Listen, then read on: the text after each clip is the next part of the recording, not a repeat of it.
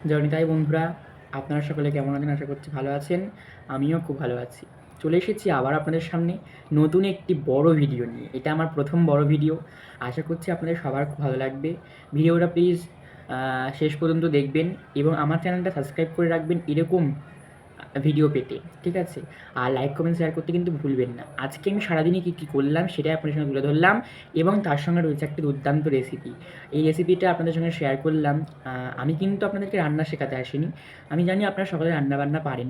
তো আমি যে পদ্ধতিতে করলাম সেটা একটা সহজ পদ্ধতি। জানি এর থেকে আরও সহজ পদ্ধতি হয়। তো আমি যে পদ্ধতিতে করলাম আপনাদের সামনে জাস্ট এটা শেয়ার করলাম। আশা করছি ভালো লাগবে। ভিডিওটি ভালো লাগলে কিন্তু অবশ্যই লাইক, কমেন্ট, শেয়ার করতে ভুলবেন না এবং আমার চ্যানেলটা সাবস্ক্রাইব করে আমার পাশে থাকুন। জয় নিতাই, জয় গৌর, জয় শ্রী রাধেশ্যাম। বন্ধুরা, গিয়েছিলাম বাজারে। বাজার সামগ্রী কিছু ছিল না। এইদিকে দেখুন, আমি কিন্তু পুষ্পান্নের জন্য পরিমাণ মতন আমি চাল মেপে নিলাম। এবার আমি আজকে 1 বাটি মতন পুষ্পান্ন করছি। এদিকে আদা একটু গ্রেট করে নিলাম। এইবার এই চালটার মধ্যে কিন্তু ঘি, গরম মশলা, তারপরে হচ্ছে আদা বাটা, হলুদ, এগুলো দিয়ে কিন্তু ভালো করে ম্যারিনেট করে আমি কিন্তু কিছুক্ষণ রেখে দেবো। দেখতেই পাচ্ছেন আপনারা সবাই। আমি আস্তে আস্তে সব কিছু দিয়ে ভালো করে মাখিয়ে নিচ্ছি।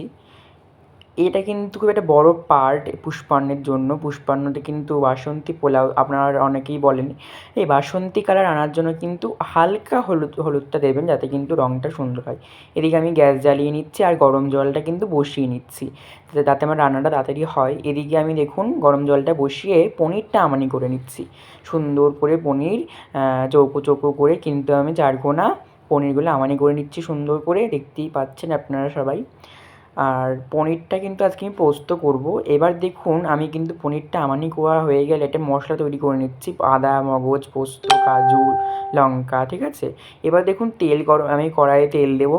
একদিকে ঘি দিয়েছি, একদিকে তেল, এদিকে একদিকে পুষ্পান্নের ফোড়ন দিয়ে দিয়েছি, ঠিক আছে? একদিকে পনিরটা ভাজছি আমি, এদিকে চালটাও দিয়ে দিয়েছি, মাখানো চালটা ভালো করে একটু ভেজে নিয়ে পরিমাণ মতন জল, আমি যেহেতু 1 বাটি চাল নিয়েছিলাম তার জন্য আমাকে 2 বাটি জল দিতে হবে। এদিকে আমার পনিরটা ভাজা হয়ে গিয়েছে। এদিকে আমি পনিরটা এবার করে নিচ্ছি। ফোড়নে দিচ্ছি জিরে, তেজপাতা, শুকনো লঙ্কা এবং এই যে মশলাটা করে রেখেছিলাম সেই মশলাটা, এই পেস্টটা দিয়ে আমি কিন্তু দিয়ে দিলাম জিরের গুঁড়ো, হলুদ গুঁড়ো, লবণ, লঙ্কার গুঁড়ো। আমি এটা জাস্ট অল্প হালকা হলুদ রঙ করব, যাতে আমি হলুদ সেজন্য অল্প দিয়েছি, সাদা সাদা থাকবে একটুখানি এর জন্য। এবার পরিমাণ মতন দেখুন ভালো করে কষিয়ে নিচ্ছি, যাতে করে কিন্তু মশলা থেকে যখন তেলটা ছাড়বে না, তাহলে কিন্তু মশলাটা মনে করবেন যে হয়ে গিয়েছে। এটা যেহেতু ভগবানের রান্না, আমরা কিন্তু টেস্টও করতে পারবো না। এদিকে পুষ্পান্নটাও প্রায় মানে সেদ্ধ হয়ে এসছে।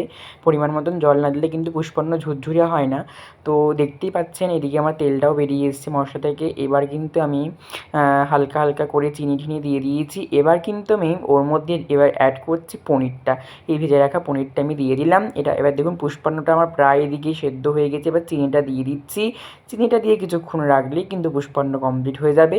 আর ওইদিকে দেখুন আমার কিন্তু পনিরে কষানো হয়ে গিয়েছে। আমি পরিমাণ মতন জল দিয়ে নিচ্ছি।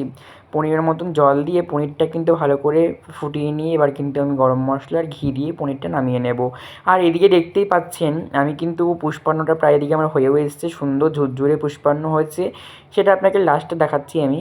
তো এদিকে কিন্তু আমার পারস করে ভগবানের ভোগও হয়ে গিয়েছে।